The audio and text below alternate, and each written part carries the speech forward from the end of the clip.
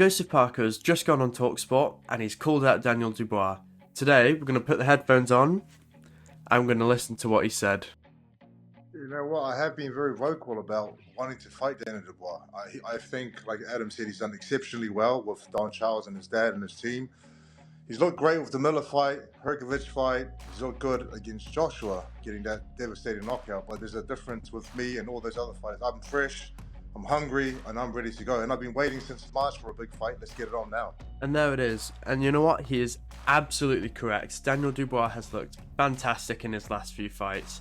Coming off the loss to Usyk, having a war with Jarrell Miller, and winning at the last few seconds. The demolition after a tough first few rounds against Filip Hrgović, and then the win against Anthony Joshua, which I was in the building for, jaw on the floor, as you can see. But here he is now, he's the champion, and he needs a new opponent for the 22nd of February, and I'm going to tell you why it should be Joseph Parker. So here are the heavyweight rankings for each of the organisations. Ring Magazine, they're right next to each other.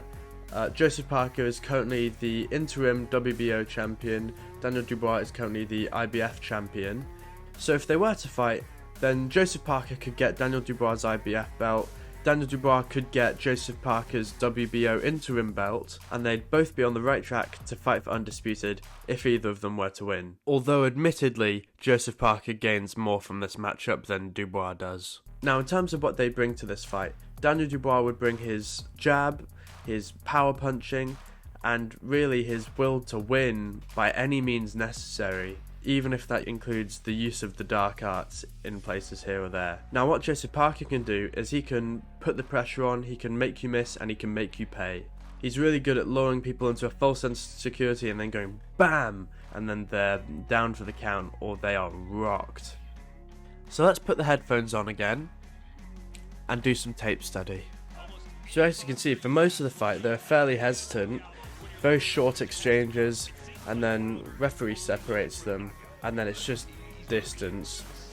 There's a lot of feeling out process, lots of moving around, but Joseph Parker always took the centre ring. He was staying dominant, and whenever Wilder would throw a punch, he'd get out the way, try and throw his own, and he'd keep him moving around, so he'd tire him out. See, make him miss, make him pay. There you go. But, oh, to be fair, Wilder landed something there. There's a rare moment of action in this fight, but then later in this 8th round, as you'll see in a second, yeah, here, hits him with a really good shot because he was lured into a false sense of security and he didn't know that he was going to throw something big like that. And that's the ones you don't expect that hit the most. There you go. Yeah.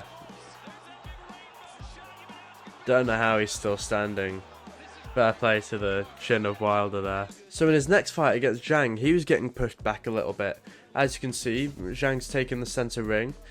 Now Joseph Parker's the one moving around, and then he gets put down. But I think that knockdown really woke him up a little bit. And then from the rest of the fight, he was moving around a lot more and being more active. Yeah, so what Parker does is if he gets dropped, he just banks the rounds. He's very good at banking the rounds. He just does a little bit more than you, and he leaves it to the end of the round to be favoured on the judges' scorecards. And in this one, he really needed to bank these rounds because, oi, if you look at the highlights, he gets dropped a couple times.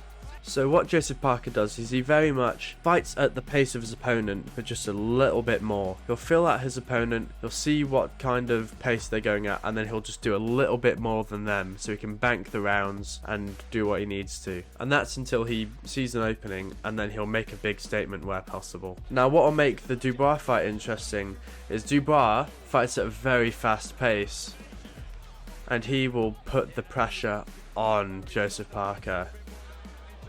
And even against, hey, there we go. Ah, go on, let's just watch the knockout then. Yeah, so he gets rocked, he moves back. And throws counter right hand, and then it's this counter right hand. Moving on, swiftly moving on.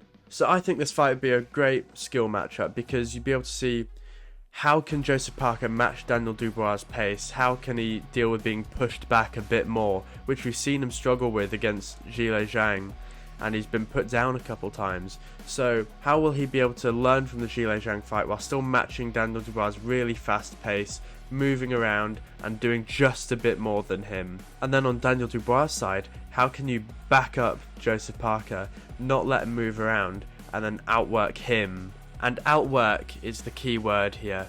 Who's going to be able to impose their will and outwork their opponent to possibly achieve an emphatic knockout win? He's high up on the rankings, he's WBO interim champion, and he's a great test.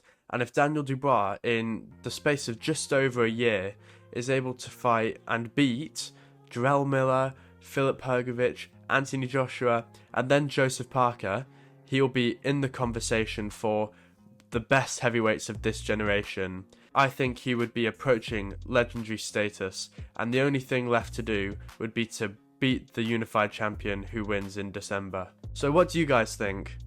Please let me know in the comments, and remember to like and subscribe. Thank you for watching.